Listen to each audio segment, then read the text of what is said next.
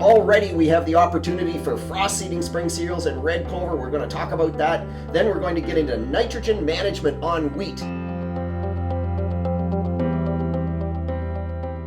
Peter Johnson with the Ministry of Agriculture and Food and the Ministry of Rural Affairs, and I'm the provincial cereal specialist. So that means I'm responsible for wheat, barley, rye, buckwheat, spelt, bulgur, a whole range of those cereal crops, oats.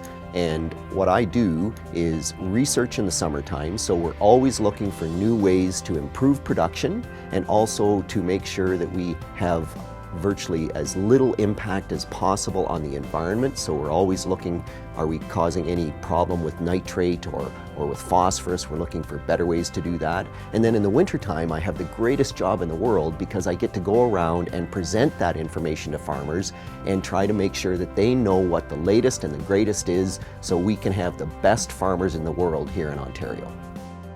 I'm always astounded. Many people think that agriculture is a whole bunch of redneck bumpkins out there that really aren't well educated and don't know what they're doing. Nothing could be further from the truth. The amount of technology we use throughout agriculture is incredible.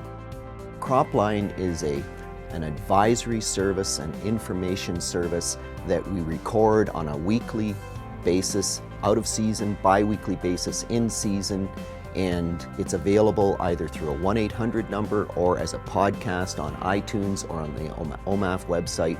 And so what we're trying to do is really provide information to the growers to address the questions they have.